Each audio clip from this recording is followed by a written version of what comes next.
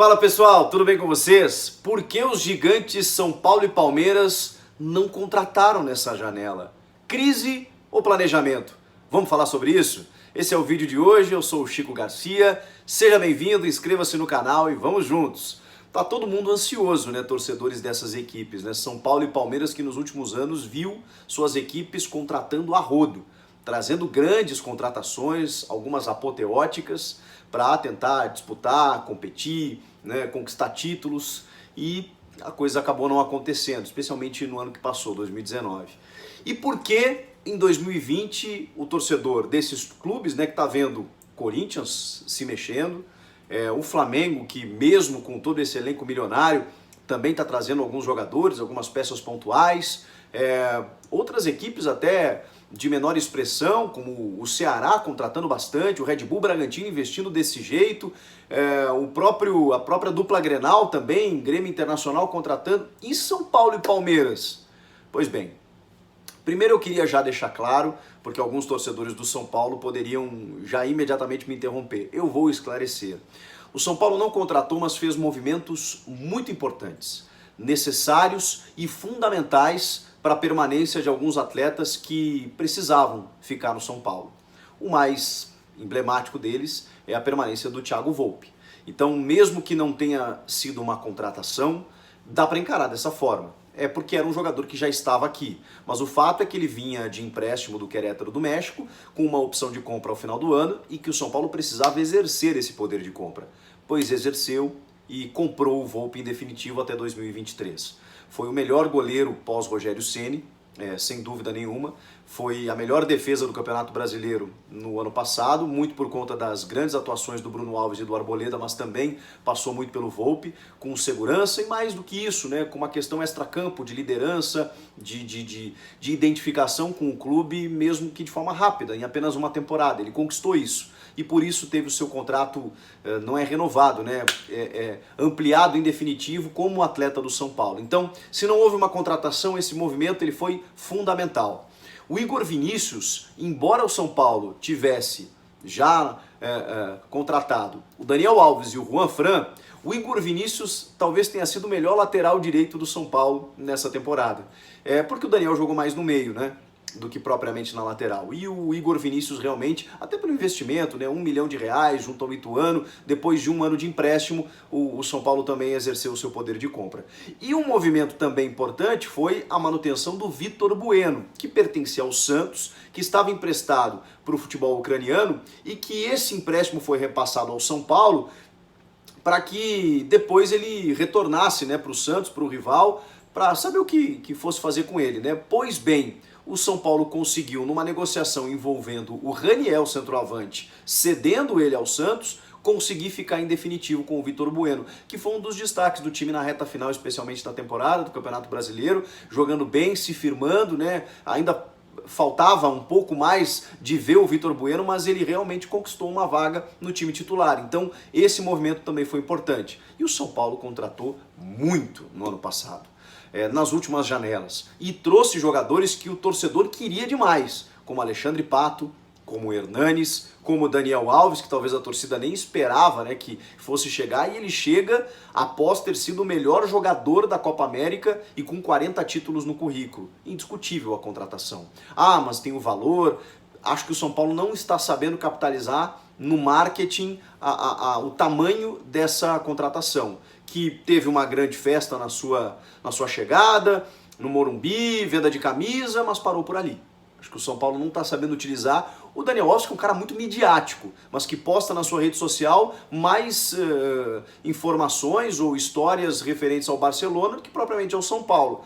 Talvez o marketing do clube poderia utilizar isso de forma melhor, até para ter algum retorno num alto investimento que foi feito. E curiosamente, esses dois atletas que eu citei antes, né, o Hernanes e o Alexandre Pato, quase não conseguiram jogar, terminaram o ano como reservas. E a expectativa é que em 2020 eles possam finalmente, até daqui a pouco por uma questão física, né, vindo do futebol chinês, os dois jogadores, eles possam render aquilo que o torcedor espera deles. Porque a molecada, né, invadiu o Igor Gomes, o Antony, o Luan, o Lisiero, quando não se lesionou, conseguiu dar conta do recado. Então o São Paulo, que já tinha contratado em outras janelas jogadores como o Everton, por exemplo, do Flamengo, pagando alto também, tem uma boa defesa, tem bons jogadores de meio, tem promessas da base e tem esses medalhões que todo mundo espera que em algum momento eles aconteçam. Então realmente o São Paulo precisava contratar? Acho que não, precisava manter quem ele manteve. E o Palmeiras, hein? O Palmeiras nem isso dá para dizer. O Palmeiras não tinha assim um jogador que precisasse comprar, enfim, e não contrata, pelo contrário. Só se desfaz de alguns atletas. A última informação é do Gustavo Scarpa para o futebol espanhol, o Vitor Luiz e o Johan para o Atlético Mineiro, o Borja, né, já foi para o Júnior de Barranquilha, mas todos esses movimentos eles me remetem a uma limpeza. E aí aqui não é nenhuma crítica ao futebol desses atletas, é uma reformulação de um clube que gastou muito nos últimos anos, que realmente arriscou tudo que podia para conquistar a Libertadores, disputar o Mundial mais uma vez, é a grande obsessão do clube e a coisa não aconteceu. O Palmeiras fez isso nos últimos anos e conquistou a Copa do Brasil, 2 brasileiros, mas aquela cereja do bolo, aquele título da Libertadores não veio. E em 2019 o Palmeiras parece ter ido para o tudo ou nada e a coisa não aconteceu. Foi simplesmente como todos os outros clubes, atropelado pelo Flamengo, que passou com sobras por todo mundo. Mas também é verdade que o Palmeiras ficou atrás do Santos, com um investimento um pouco mais modesto, ou bem mais modesto em relação a esse Palmeiras. Então há uma avaliação interna de que, peraí, você quer voltar a gastar?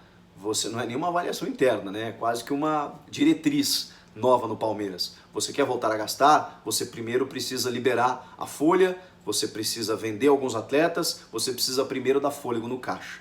Um exemplo é a venda do Arthur, de 21 anos, que todo mundo esperava que ele retornasse e fosse finalmente aproveitado para o Red Bull Bragantino, porque realmente o Palmeiras precisa de caixa.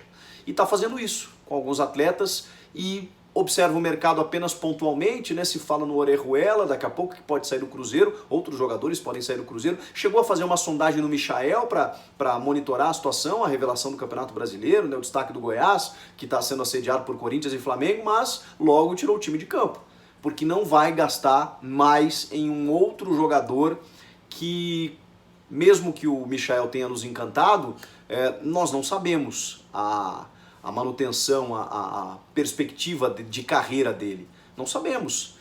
E o Palmeiras fez isso no passado recente, com o Eric, por exemplo, curiosamente do próprio Goiás, que acabou não vingando. O próprio Carlos Eduardo é um jogador que teve destaque no Goiás, estava no futebol do exterior e foi repatriado por um valor absurdo, que também não rendeu. Então essas contratações estratosféricas, sem a certeza de que vai dar certo, quase todas as contratações elas têm essa incógnita, mas alguns jogadores, a gente já fala muito sobre isso aqui, eles têm um pouco mais de certeza de que vai dar certo ou dar errado. Você tem uma margem aí um pouco mais aproximada. E fazer apostas pagando um alto custo para não saber se esse jogador vai render, o Palmeiras realmente puxou o freio de mão, até porque já tem um elenco numeroso e valioso também, e esses jogadores precisam jogar mais. E agora com uma nova fase, com o Vanderlei Luxemburgo, que é um cara muito inteligente, muito hábil nessa questão de grupo, de gerenciamento de grupo, a expectativa é que o Palmeiras possa fazer melhor com aquilo que tem. Convenhamos, não é pouco. Eu queria perguntar para você, torcedor do Palmeiras e do São Paulo, vocês estão conscientes disso? Estão satisfeitos com o que está acontecendo? Eu penso que o momento talvez seja esse mesmo, de um pouco mais de consciência, de entender que se gastou lá atrás, e não foi nem tão atrás assim, foi no ano passado, talvez seja preciso pisar um pouco no freio e dá para ser competitivo com o que tem. Os outros clubes talvez estejam contratando porque precisam. São Paulo e Palmeiras eu não vejo dessa forma. Comentem aqui embaixo o que vocês acham, não deixe de se inscrever no canal, é importante pra gente. Eu volto na próxima. Tchau!